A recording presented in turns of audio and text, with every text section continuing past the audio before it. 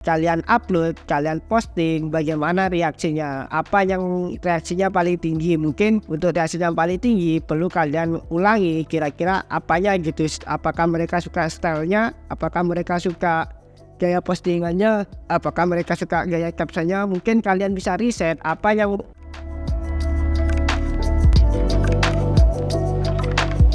Halo, gue Catur, kembali lagi di konten ngobrol desain, yaitu tentang panduan mendesain konten sosial media yang efektif untuk kita, untuk self branding atau branding kita sendiri agar mudah dikenal sebagai desainer ya.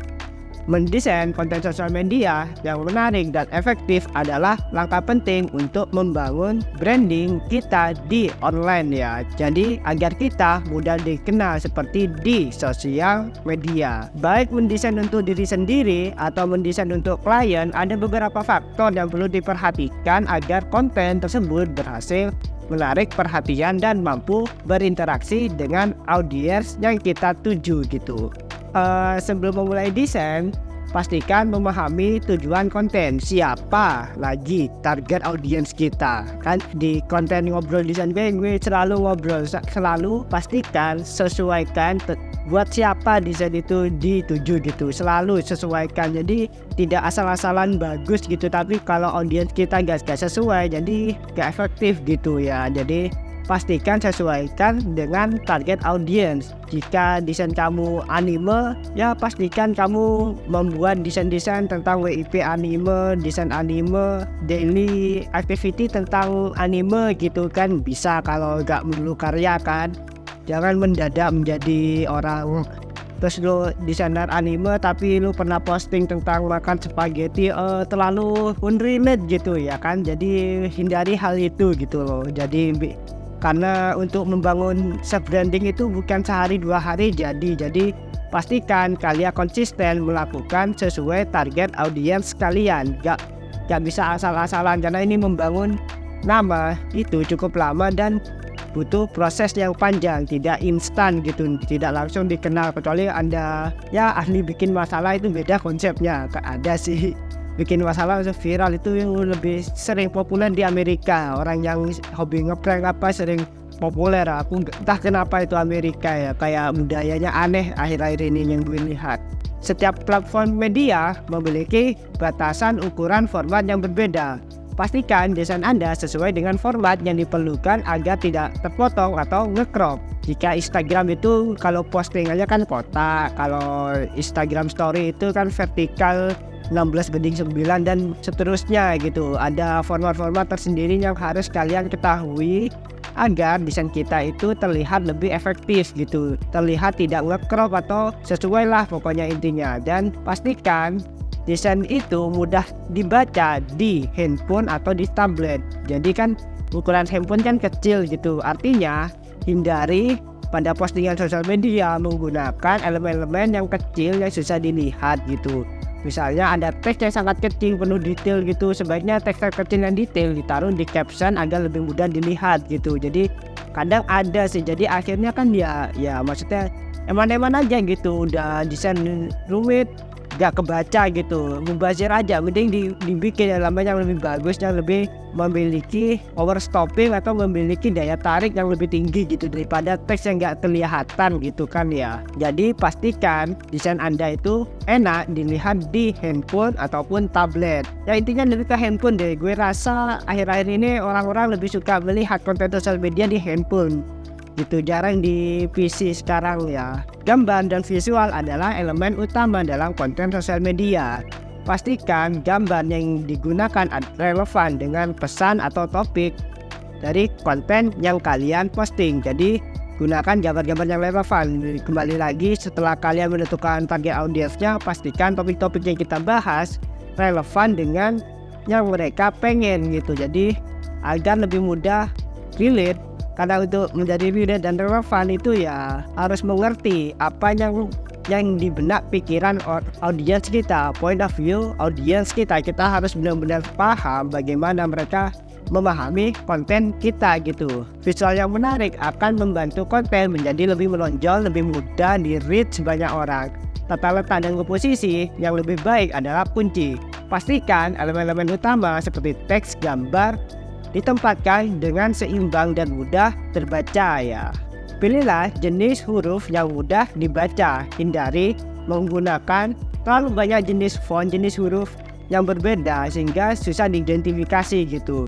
Pastikan teks memiliki kontras dan latar belakang yang mudah terbaca. Jadi jangan meletakkan teks di belakang background yang rumit, yang penuh elemen, yang penuh kontras warna yang berbeda sehingga susah diidentifikasi fontnya. Jadi hindari seperti itu ya. Jadi karena teks tujuannya untuk dibaca ya, kecuali teks kalian untuk visual ya entah itu. Tapi kebanyakan ya teks tentu saja untuk dibaca, kecuali kalian adalah seniman ya Swedia kan ya, mainan font gitu.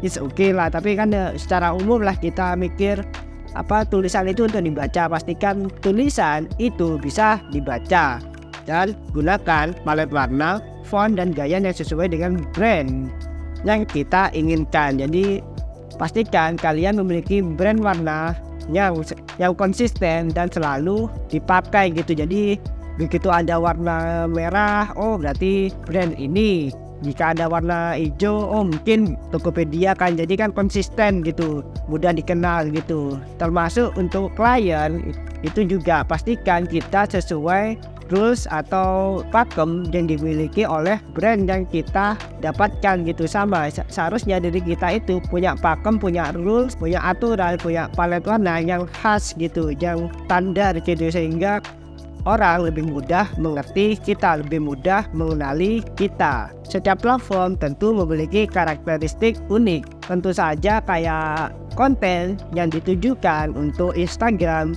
mungkin bisa saja tidak sesuai untuk LinkedIn, yang sosial media LinkedIn itu adalah identik dengan profesional. Jadi ya pasti saja tidak cocok sih kebanyakan desain-desain kalian. Jadi sesuaikan dengan gaya dan audiens masing-masing platform juga ya.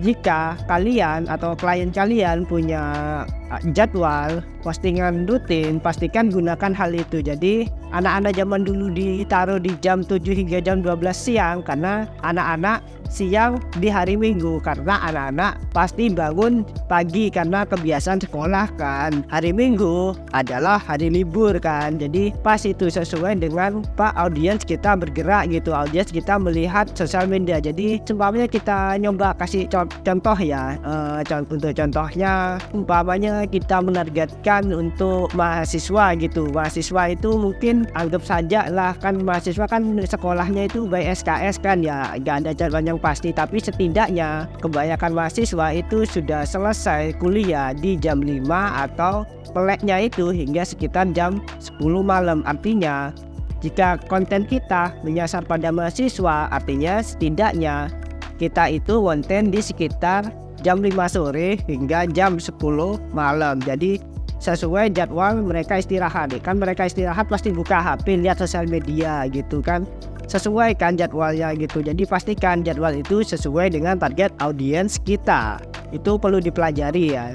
Tips selanjutnya, coba variasi desain dan bagaimana reaksi setiap desain yang kalian upload, kalian posting, bagaimana reaksinya, apa yang reaksinya paling tinggi. Mungkin untuk reaksi yang paling tinggi perlu kalian ulangi kira-kira apanya gitu. Apakah mereka suka stylenya, apakah mereka suka gaya postingannya, apakah mereka suka gaya captionnya. Mungkin kalian bisa riset apa yang mereka sukai di sosial media kita. Gunakan wawasan ini untuk meningkatkan desain kedepannya tentu saja ya. Kesimpulannya, mendesain konten sosial media yang efektif memerlukan pemahaman tentang tujuan, audiens, dan karakter platform. Baik mendesain untuk diri sendiri atau klien, fokus pada visual yang menarik, tata letak yang baik, dan konsistensi dengan merek dapat kalian perhatikan agar mencapai target branding untuk sosial media kita, agar audiens mampu berinteraksi dengan konten kita. Kan tujuannya membuat sosial media kan biar dapat interaksi, interaksi, impresi, dan reaksi gitu kan. Konten lu cuma pengen diposting aja, gak mau dilihat kan aneh sih. Ngapain cari perhatian gitu kan. Itu saja sih konten kali ini. Thanks sudah menonton hingga akhir. Jika suka konten seperti ini, jangan lupa like dan share ke teman-teman kalian. Jangan lupa subscribe dan see di next video ya. Bye.